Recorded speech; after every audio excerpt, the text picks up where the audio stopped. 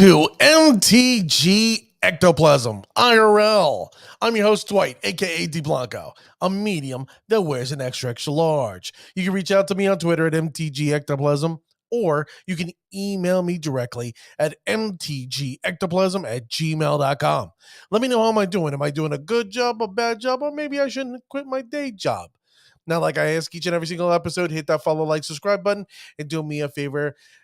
Share this with your friends and family because, I'm hoping more people can watch. But with the algorithms, you really need to hit the follow, subscribe button. It doesn't matter if you're watching on Twitch, Facebook, Twitter, or if you're listening on Spotify, Google, or Apple Podcasts. I'm everywhere. But it's up to you to sit there and want to share this and be part of the show. So this is a live IRL edition. That means if you're in part of the viewing audience, come join the fun. Because as you see, I'm in my nursing scrubs. I told you I'm a nurse. I just got out of work. The wife came up to me and it's like, hey, you know what? Guess what got spoiled? Magic cards for Dominaria United. So I'm a little excited. I'm a little jovial. I'm a little giddy about it. So let me bring in the one, the only, the one who I call the Ravishing One. She's the individual who is basically the engineer, the driver of the show. So let's say hello to the one, the only, the Ravishing Renata. How you doing there, Ravishing? I'm excited. Yeah, you're excited, right? Yes. Dominaria United. This is a set. Well, Dominaria is a plane where, magic basically was created in totalitarian, just created by the creator. And what's neat is that we are back in Dominaria. We're seeing, old things and new things come about. And I have not seen anything that's got spoiled. Okay. I literally just got home. The wife's like, we're going to do an episode. I was like, yes, dear. Right? Yes. So I have not eaten dinner yet, and I'm literally dirty and filthy from work. So I'm excited. Hopefully you are too. So let's see what got spoiled today, shall we? So now let's see, bring it up, Ravishing. And we have here, what is this? Herald of Migration, 6 mana, 6 generic and 1 green sorcery. So Domain is back. Holy crap. This is a callback, I believe, all the way back to Invasion. Now, Domain, create a 3/3 green beast creature token for each land type among you control. Wow, that's pretty good. Now, if I discard this card, search your library for a basic land, reveal it, put in your hand, then shuffle your library and gain 3. For a land search card, this isn't that bad. It's not that great. But if you think about it, if we're sitting there using our fetch lands, technically speaking, we're not paying mana, but we're losing a life. Here, of course, we're discarding a card in a sense for card disadvantage, mana disadvantage, but we're gaining 3 life. So it's pretty interesting. How I feel about this card? Well, if you're playing more than just one basic land type, this could be really exciting. Now, this is up to the brewers. Right now, obviously, I'm the spirit guy. This does nothing for spirits, but it does play an interesting mark for those brewers out there who like to sit there and create a card. So, Ravishing, if you don't mind, let's take a gander at the next one, shall we? And the next card we have here is Impede Momentum. Okay, Impede Momentum. It's a generic on blue sorcery. Okay, not an instant. Tap target creature, put 3 stun counters on it. Stun counters? What are stun counters? If a permanent with a stun counter would become untapped, remove 1 from them instead. Okay. So tap target creature, put 3 untapped. So, okay, if a permanent with a stun counter would become untapped. Oh, so it keeps it tapped. Oh, okay. That's not bad. That's not bad at all. So it keeps them 3 turns to make sure they're locked away and frozen. Oh, so this is basically almost like a Frost Titan that don't untap at the beginning of your upkeep. I like this card. This is a pretty fun card. It's a scry 1, so of course you look at the top card of your library and you can leave it on top or put them on the bottom of your library. So I really like this card. This is a little fun card to play with. So do I see this in spirits? It's too narrow, too down the middle, but in a sense, I'm not going to say I don't like it, because what happens is if you think about the certain key cards, for example, for us spirit players, I'm thinking, Merc Tide Regent locks it down, does nothing. Or shall we say Primeval Titan, this locks that down. I really like this. So I'm pretty excited. I don't know if it's a key card or if it's a stretch. I'm going to be honest with you. Honestly, it's going to be a stretch to be in the sideboard if it was 1 mana. I might consider it. But this looks like a fun card to play with, and I'm really excited to see more of this stun counter. All right, let's check out the next one, shall we? The next one is the World Spell. The World Spell, they say. It's 5 generic and 2 green. Okay, so let's look at the first 2 chapters of World Spell for this enchantment saga. Look at the top 7 cards of your library. You may reveal a non-saga permanent card from among them and put it into your hand. Okay, not bad. Put the rest on the bottom of your library in a random order. Okay. It's not that bad. Let's see what chapter 3 says. Put up to 2 non-saga permanent cards from your hand onto the battlefield. Ooh. Yeah, but I'll be quite sincere with you. 7 mana. That's a lot. That's a lot to ask for, especially when it comes to a saga.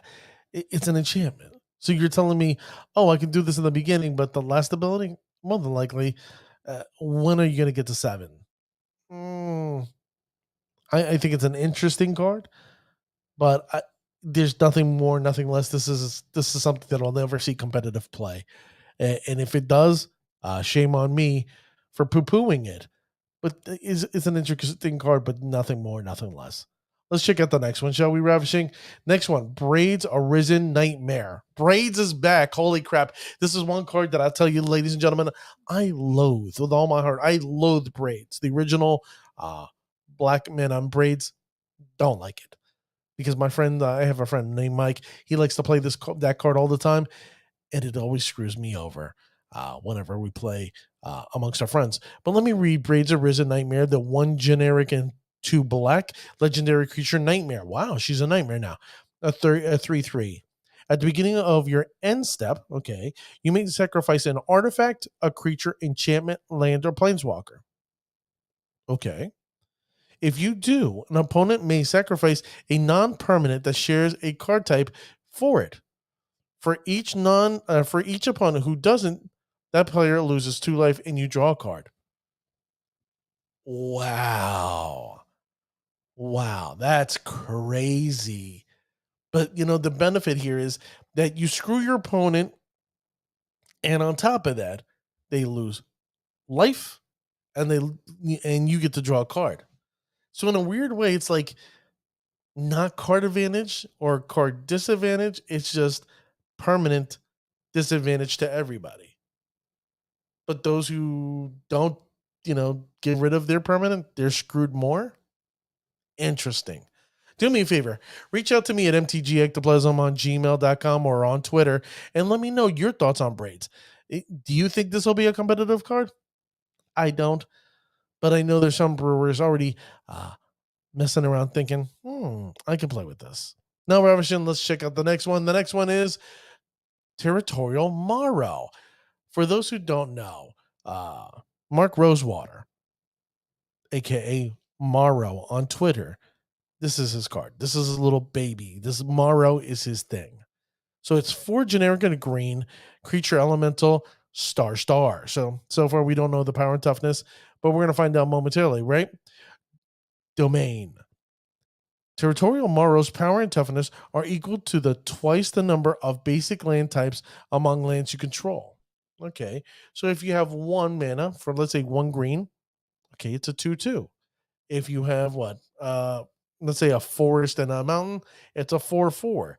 So it goes up incrementally, and it potentially can be a 10/10 for 5 mana.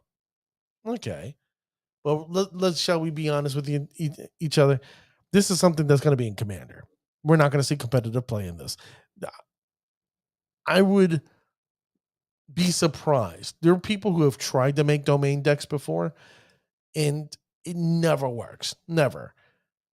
Do I see them making a domain deck and putting a 5 mana creature? Well, there are ramp spells out, there are creature spells out there like I'll go with once again Primeval Time, that's 6 mana, and they end up ramping up to get there. But to sit there and ramp up for a 10/10 without evasion, mm, it's not a bad card, but realistically, never see competitive play, but it would be fun to play in Commander. Let's check out the next one, Ravishing, if you don't mind. And Shakily's Acolyte, 4 generic and 1 white. Of course, an Angel, 3/4. This one has kicker, right? It has kicker 1 and 1 green, generic and 1 green. Flying. If Shakily's Acolyte was kicked, it enters the battlefield with 2+1/+1 counters on it.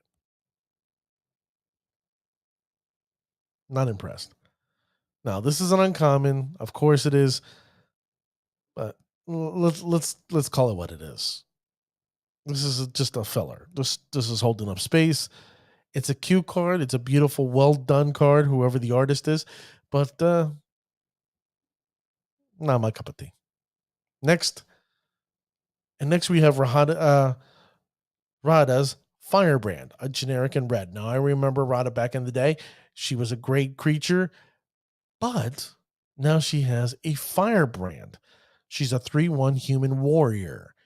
It reads, whenever Rada Firebrand attacks, target creature defending player controls with power less than Rada's power can't block this turn.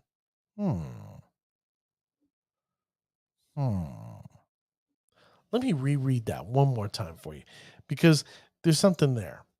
Whenever Rada Firebrand attacks, target creature defending player controls with power less than Rada Firebrand's power can't block this turn.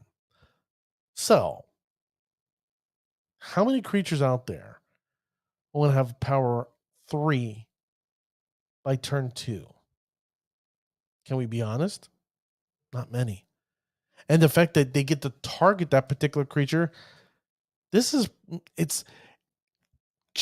we be honest with you? It's not one of the best creature spells in red for 2 mana, but it's not that bad. It's pretty good. But realistically, competitively, I'm going to poo-poo it. It has domain 5 and a red. Rada's Firebrand gets +2/+2 until end of turn. This ability costs 1 generic less to activate for each basic land type among lands you control. Activate only once a turn. Okay. If you're going to build the domain deck, I'm going to be honest with you, this is the card for you. This would be a moral imperative. Other than that, if you're sitting there playing, I don't know, isn't Murtag deck? Not going to happen. You going to play Burn? Not going to happen. If there's a Boros deck out there, ain't going to happen. But it does seem like a fun deck. This is something I would definitely brew around just to mess with and try to smack my opponents or my play group in the face with. But nothing. It's like, once again, it's Ravishing. Okay. The next one is a Johnny Sleeper Agent. So, like I mentioned on the other night's podcast, that a Johnny himself is given into the Phyrexian oil. How do I know this? Well, let's look at his mana cost. A Johnny, a Sleeper Agent, legendary Planeswalker. A Johnny, it's 1 generic. It's a green. It's a white. And then you have what? What's that in between green and white? It's Phyrexian mana. Something that we thought would never be seen and be reprinted ever again. Once he told us it was a critical mistake for them to even consider making Phyrexian mana. And ladies and gentlemen, Boo Crew, what do we have here? Oh, it's Phyrexian mana. So I'm going to have to call out Watsy and say they're a bunch of Pinocchios. Their noses are sticking out farther than their, let's say, anything else out there. I'm just keeping it PG, right? Now, Ravishing, can you read this one for me? Because my vision, I'm having a little trouble here. Completed. It's a little, this one's a little hard to read. Basically, if you pay the green and a white or pay 2 life, if the life Pay Planeswalker with fewer loyalty than the counters. Okay. Okay. Oh, thank you, dear. You got to read the rest. The +1 for me. Reveal the top card of your library. It's a creature or planeswalker card. Put it into your hand. Otherwise, you may put it in the bottom of your library. Okay, that's not bad. For, let's just say 3 mana, and you get to reveal the top card and potentially get a creature or planeswalker. Not bad. It's okay. What's the -3? Distribute 3 +1/+1 counters among up to 3 target creatures. They gain vigilance until end of turn. Okay. I don't know what's it. It's okay. I know somebody's going out there like, yay, more counters. Woo, more counters on my creature. I'm like, what's the -6? You gain an emblem with whenever you cast a creature or planeswalker spell, target opponent gets 2 Poison counters. Okay. That's not bad. You know what? Screwing your opponent over, especially with poison in green and white, you could say basically it's an infect. It's not bad. Not bad, but realistically,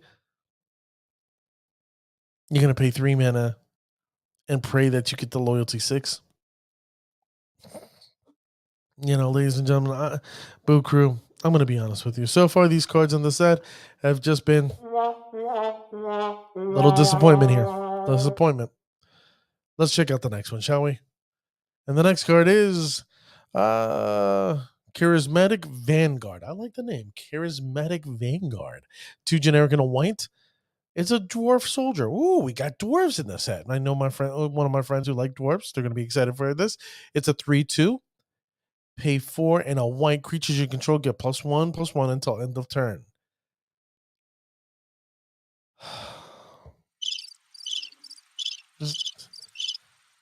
Oh, Watsy, what are you doing to me? What are you doing? All right, let's keep him up. And that one was highly disappointing. Nishoba's Brawler. Okay, the start. Let's see if it picks up. It's a generic in green, a cat warrior. Ooh, cats are back. It's a star in 3. Okay, so it's got a big booty. It has trample. Domain. Nishoba's Brawlers. Power equal to the number of basic land types among lands you control. So, I don't know if you've seen a pattern here, but Domain, they're trying to push Domain a little hard on us because they're like saying, hey, people have been trying to make a Domain deck in competitive play. Here's a cheapie. Have at it. Okay. Now, I know there's a wild Nakatl out there, if you have a white mana, a white land or a red land, it does this, it does that. I'm going to call this a poor man's wild Nakatl. Next, Guardian of New Benalia. A generic and a white, a human soldier, 2/2. Enlist. Do me a favor because I have a hard time reading this. What does enlist say? Oh, sorry. Go ahead, Ravishing. Enlist. As this creature attacks, you may tap a non-attacking creature you control without summoning sickness. When you do, add its power to the creature until the creature's end of turn. Whenever Guardian of New Benalia enters a creature, scry 2. Discard a card. Guardian of New Benalia gains indestructible until end of turn. Tap it. I like this. See, why do humans always end up getting the nice toys here? Enlist is extremely, I'm not going to say it's an interesting ability. Interest about, whenever enlist creature to scry 2. You know what, ladies and gentlemen, this is a card that I'm not going to say right away, but it will see play in Pioneer in the humans deck. I can't guarantee it, but there's something in my bones that screams Pioneer, and they want to have humans. Oh, that's right. For those who missed that episode, they're coming out with an Azorius human, potentially a Nozorius human deck. Why wouldn't that be here? I like this card. I actually like the artwork, but this is going to be a human. I have a feeling it's going to be in Pioneer Humans. Next, the Phasing of Zhalfir. 2 generic and 2 blue mana. It's another enchantment saga. Chapter 1 and Chapter 2 read, another target non-land permanent phases out. Oh, great. Phasing is back, Boo Crew. It can't phase in for as long as you control Phasing of Zephyr. Okay. So that means when it first comes in, gone for 3 turns. Or technically 2.5 turns. Let's see what chapter 3 says. Destroy all creatures for each creature destroyed this way. Its controller creates a 2/2 black Phyrexian creature token.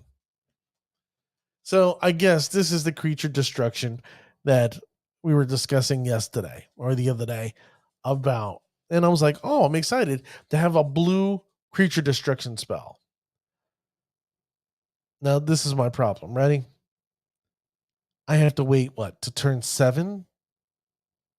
Realistically and honestly, if I literally play this on turn 4, they are 5, 6, then 7. Can we be honest with one another? You know, I know, we both know. Hell, Ravishing over here knows. Most games, depending on what, let's say modern, game's over usually by turn 7. Pioneer, usually won by turn 7. I was hoping more. But so far, I like some of how this set feels, but it's slightly disappointing. Let's keep on going, shall we? The next one is Archangel of Wrath. Okay, wow, 2 white, 2 generic creature angel 3/4, and it has kicker red or black. Wow. Okay, I like this. Mardu's getting in here. Okay, he has flying lifelink. Okay, not a problem. Will not probably be in a Giada commander deck. But he reads, whenever Archangel of Wrath enters the battlefield, if it was kicked, it deals 2 damage to any target. Okay. But for 5 mana, dealing 2 to any target. Whenever Archangel enters the battlefield, and if it was kicked twice, it deals 2 damage to any target. Hold on. Did it just say the same thing over again? Just the battlefield. If it was kicked twice, it deals 2 to any target. Okay. Did I miss something? No. Well, the first line doesn't have, the second line says if it was kicked twice. Right. So the first time it was kicked, it deals 2 damage to any target, and the second time it'll do it again if it's kicked the second time. Ravishing, my problem with this is, and thank you for pointing it out, is that I'm paying 6 mana to do 4 points of damage to 2 different creatures, potentially.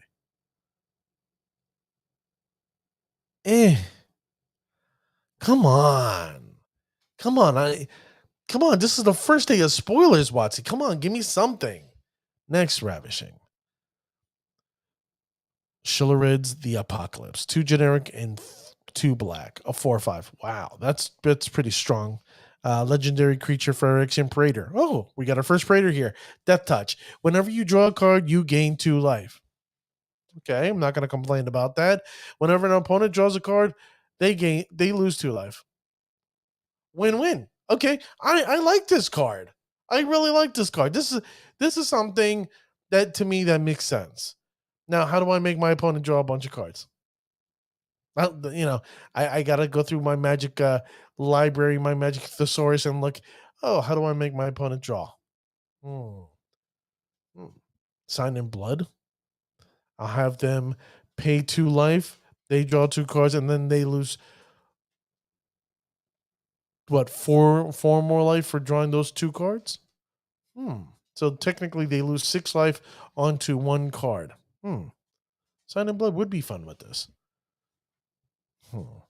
Next revision. Defiler of Dreams. 3 generic and 2 blue. Creature Phyrexian Sphinx. Ooh. So Sphinx has got into the game of Phyrexia. It's a 4/3 flyer. Okay. Let's read. As an additional cost to hold on. As an additional cost to cast blue permanent spells, you may pay 2 life. Those spells cost blue less to cast. Pay them this way. This effect reduces only the amount of blue mana you pay. Whenever you cast a blue permanent, draw a spell. Wow, very strong. Very strong. So if you're a blue player, you can choose to play the Phyrexian mana. Ooh. Ooh, this could be seriously trouble for certain Magic players. Now, I'm gonna have to state this. This is a commander card. As much as it'd be fun to sit there and have it in, I don't know, shall we say modern, 5 minutes too much. 5 minutes, way too much. But a 4/3 flyer for commander and allows me to pay life instead of paying an actual mana. I'm in. I like this card. This could be fun. Definitely a fun card to brew around. Let's check out the next one. The next card is Benelish Sleeper. For some reason, I'm trying to say Benalia, but it's not Benalia. It's Benelish Sleeper. A generic and a white 3/1 Phyrexian human soldier. Okay, this is our first comment of the day. If it's kick black, okay, it has kicker black. So, you're paying what, 3 mana for it? Whenever banished sleeper enters the battlefield, if it was kicked, each player sacrifices a creature. See, there's several creatures already in black. That you play a black and 2 generic. Everybody has to sacrifice a creature. This is nothing new in black. But the fact to have it on a white body and then you have to pay an additional black to make it equal to 3 mana, it's okay. It's definitely okay. And the funny thing is, it has still the same 3-1. I forgot what the name of the card is. There's actually 2 cards that have this ability. When it enters the battlefield, have an opponent sacrifice a creature. But to have a third one, kicker, Now, will it see play in Pauper? I don't know. I don't think so. But the Pauper community does their own thing. Me personally, the only thing I do is play, Boros Bully. But this doesn't even fit in Boros Bully. Let's check out the next card. Joyra. Wow, Joyra is back. Ageless Innovator, a blue and a red. Wow, 2 mana. 2 mana for a legendary creature, Human Artificer, a 2/3. A rare. Wow. Okay. I'm excited. Let's hope the excitement stays up, shall we? Put 2 ingenuity counters on Joyra, Ageless Innovator. Sorry. Then you may put a artifact card with mana value X or less from your hand onto the battlefield, where X is the number of ingenuity counters on Joyra. This could be a really interesting card. This really could be in it. Now, am I going to say this card could be backbreaking? Realistically, this creature doesn't have any protection. It is in Firebolt range. Okay, I'm going to be honest with you. And the fact that, turn 2, it does nothing. Tap it, by turn 3, it finally does something. Turn 4, it could be even more fun, more interesting. Turn 5, I'd say by turn 5 plus, this card could be out of control. But this goes back to my original play. How many times does it actually get there? Shall we?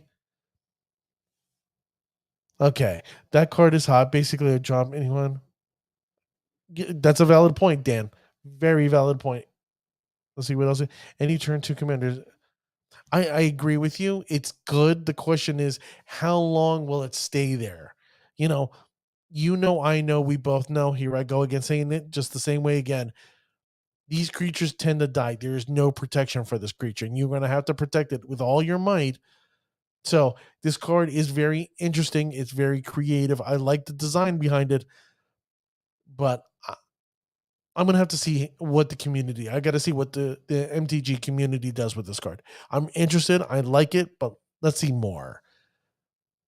The next card is the Raven Man. Oh, I love the name, the Raven Man. It's a generic and a black, a 2/1 legendary creature, human wizard. It's a legendary creature. Okay, rare.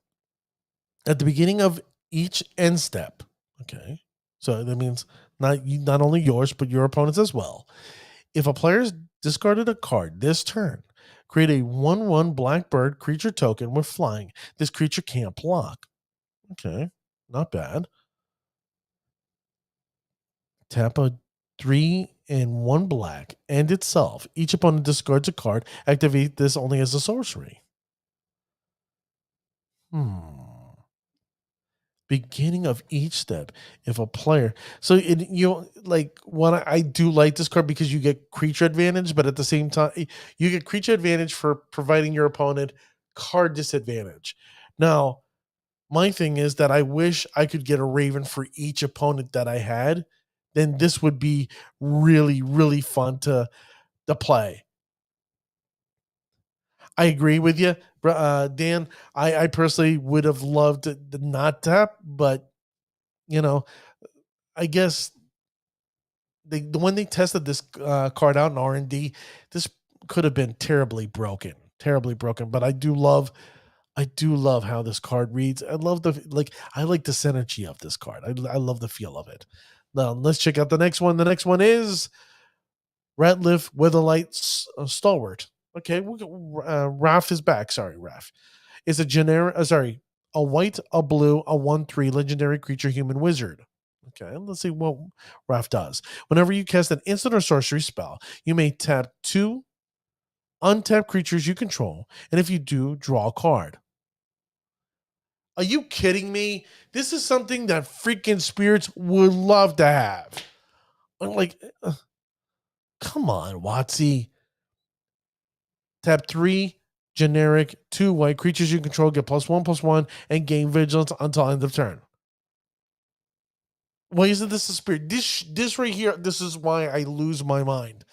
How's it fair that humans constantly get better and better cards for our 2 mana, a white and a blue? This fits perfectly in Azoria Spirits, and a 1/3, so it has a decent butt. It has a decent booty. Now, realistically, how many times do we cast instant sorceries? Never. But the fact that I get to tap 2, tap 2 untapped creatures I control, and I get to draw a card, come on, man. Frustrating. Now, for those who don't know, I have not seen anything of these cards. This is the first time. This is my raw reaction to these cards. Okay. Oh, look at this. Ravishing, go ahead. Get your MTG Ectoplasm merch. We have merch available on our merch store at www.mtgectoplasm.com. We have shirts in all sizes and colors for men and women. And yes, the Boot Crew shirts will be coming soon in the next week or 2. Now, the Boo Crew shirt's coming out in 2 weeks. So be out there ready for it. So let's go to the next card, shall we, Ravishing? And the next card is Soul of the Windgrace. It's a generic black, red, and green. Oh, damn. You're going to have to read this card because it's messing with my eyes. Whenever Soul of Windgrace enters the battlefield or attacks, you may put a land card from a graveyard into the battlefield tapped under your control. That's pretty good. Green, discard a land card, you gain 3 life. Oh. 1 red, discard a land card, draw a card. 2 black, discard a land card, Soul of Windgrace gains indestructible until end of turn. Tap it. A legendary creature cat avatar. So for those who love the kitty cats, a 5/4, this is pretty strong. And the fact that I get to put a land back to my hand. You see some type of recursion going on here? I do. The fact that, pay 1 green, you gain life, it's not that bad. But then red, you get to draw a card in red. I'm surprised they didn't put some type of burn here. And then on top of that, black and 2 generic, you get to have Lord Windgrace end up, the soul of Windgrace himself, gain indestructible. Not bad. Not bad at all. This is, I have a feeling this is going to be a commander card. Next. And the next card is Zor. Wow, Zor. I'm a fan of Zor the Enchanter, but Zor, Eternal Schemer, a white, a blue, a black, a legendary creature, human wizard, a 1/4. Same stats as last time, right? He has flying. Enchantment creatures you control have death touch, lifelink, and hexproof. Wow. Not only did he get better, not only did Zur get better in a sense where, you know, he's dealing with enchantments. Say if you have enchant creature deck or enchantment creatures, they gain death touch in lifelink and hexproof. Wow, that's really strong. Tap a generic and a white, target non-aura enchantment you control becomes a creature in addition to its other types and has the base power equal to the toughness, or has base and power and toughness each equal to its mana value. I like this. This would be a fun EDH deck card to build, but I already have a Zor deck and I'm not going to build a double Zor. But this definitely looks like fun. Next is Solkanar the Tainted. 2 generic, a blue, a black, and a red. The reason why I hesitated, ladies and gentlemen, I'm sitting here like, how the hell do you pronounce this damn thing? Solkanar. Legendary creature, Elemental Demon. I and New Dan were talking about this card before, like, oh, Elemental Demon, what could it be? I said smoke or fire, and I was wrong. It's Solkanar. It's a 5/5. At the beginning of your end step, choose one that has not been chosen. Now, here's my question for you. Let me know, the listening viewing audience, because, excuse my stupidity, there are 3 dimensions to this card.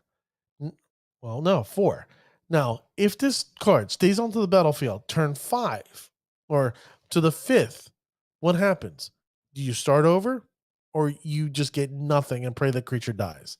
So let's read. 1, you draw a card. Okay, not bad.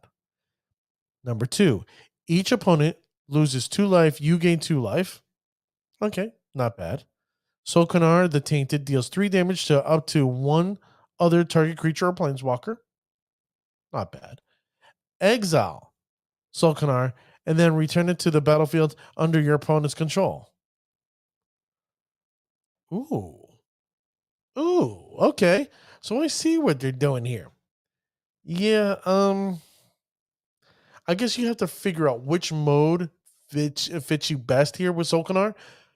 But this is definitely a fun little card that I'd hate to see given away to an opponent, and just you got to try to figure out how to snatch them right back so you can, get your victory in. This seems like a fun card since Solkanar, I remember Solkanar from way back in the day. But I'm happy to see him back. Next card, Squee, the Dubious Monarch. I did mention that I expected to see Squee back, and I was happy that I'm correct. It's 2 generic and a red, legendary creature, Goblin Noble, 2/2. Before he was a nabob, now he's a noble. He has haste. Interesting. And it reads, whenever Squee, Dubious Monarch, attacks, create a 1/1 Goblin creature token that's tapped and attacking. I wouldn't expect anything less or more with goblins, especially Squee. You may cast Squee, Dubious Monarch, from the graveyard by paying 3 generic and a red and exile 4 other cards from your graveyard rather than paying its mana cost. For those who don't know anything about Squee, Squee has this tendency back in the day to just die and then magically come back to life. Now, everybody got this impression that he's potentially a planeswalker, because planeswalkers usually they get beat the hell up and they're like, boom, I'm back to normal. Yay me. Unless you get their spark taken away from them. I guess I was wrong. I said Squee was going to come back me potentially in a Planeswalker form, and he came back as a legendary creature. What's pretty neat, though, for those who don't know, is that if you look at Squee's right hand, which is our left, right, he has what they call a toy. It's a Squee toy or squeeze toy. Now that's an old school magic card that you got to look up, and it would be fun to sit there if you get a chance. If you decide to build this as a commander, you could use all the squeeze and put in squeeze toy in the deck. It would be some fun little thing to put together. The next is Liliana of the Veil. Holy crap, ravishing. You didn't tell me about this. You didn't tell me they reprinted Lily. It was a surprise. Wow, okay. Look at you holding back some surprises here. Liliana of the Veil, a generic 2 black. Legendary Planeswalker Liliana of the Veil, 3 loyalty. +1, each player discards a card. We know that. -2, target player sacrifices a creature. Yeah, we know that too, and we don't like it. -6, separate all permanent target opponent controls into 2 piles. That player sacrifices all permanents in pile of their choice. Let me just tell you, this card, it used to see a lot of play in Jund. Tons and tons. Ravishing, let me just tell you, this used to be a card that, in Jund was really tough to beat. There were some decks called Death Shadow. She's new here, so she's new to Magic, so I'm introducing her to it. But, Death Shadow used to play some of the, play with Liliana here and there to sit there and, play or screw around with opponents' hands.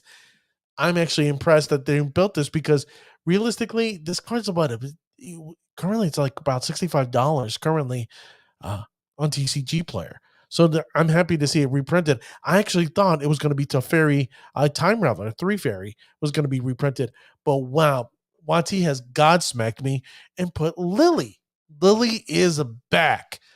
I that's what we should call this. We was like, Liliana is back. So I'm happy to see Lily is back. Is there any more cards, Ravishing? Yes. Okay, let's see. Oh, I thought we were done. I thought, ladies and gentlemen, the reprints were over. Look at this. Look at this. Looky. Look what I have here. Painlands. Painlands are back. It's about time. In our Darkened Waste, hands down, this is a card that needed to be reprinted again. Our Darkened Waste, let me just tell you, old school, cha-ching, cha-ching, cha-ching, if you had your money on it. Wow. Happy to see Yavimaya Coast, Sulphur Springs, Shivan Reef, Capulzin Forest, Kiva Coilos, or Darkened Waste. Here's my question. I'm wondering if they're going to put all 10 because I only see 6 here. I only see 6. So potentially there's 4 more images that that need to be spoiled here. I like this card. I like these cards. I've always liked these cards. It sucks that you got pinged out by 1 if you're going to use the mana, but to me, it doesn't hurt me in a sense because, I can tap it anyways and still get generic mana or colorless mana, so I don't have to get hurt by it. Like it. I love what they did with this. So, I think that's it, right? Done for the presentation. So, ladies and gentlemen, the Boo Crew, you saw, I'm literally in my nursing scrubs. This is my first reaction to it. And you're averaging, let's do a hot take real quick. This is going to be my hot take. Ready? I expect a major card, a huge money card to get spoiled. And I don't know what it is. I have a feeling that they're going to dig back in the time, somewhere back in the day where I'm going to be like, I have a whole bunch of these cards and they just dropped the hell in value because, wow. Now, the question is, what colors will it be? The only colors I can think right now would be, since black got its first reprint, I'm going to have to go with red, white, or blue. I'm going to actually go Jeskai. It's going to be one of those 3 colors that is going to be reprinted. This is my hot take. That's going to get reprinted, and it's going to shock the Magic community. The fact that it's getting reprinted, and it's going to be in standard. And potentially, we're going to see a lot of it in Pioneer and Modern. I'm excited, Ravishing. Do you have anything to add on to this? No, it's just exciting to see which cards are coming out and what everybody thinks. All right. Well, ladies and gentlemen, I'm happy you got to join me to this evening, seeing my raw impressions of these cards. There were some cards where I was just like lackluster. I'm like, other cards that you saw, I was like, this is interesting. And then how I got smacked, of course, with Lily, making her return, and then Painlands. Holy crap, Painlands are back. So, with that being said, ladies and gentlemen, the next time you're kicking your opponent's ass, make sure they say, that's Boo Sheets.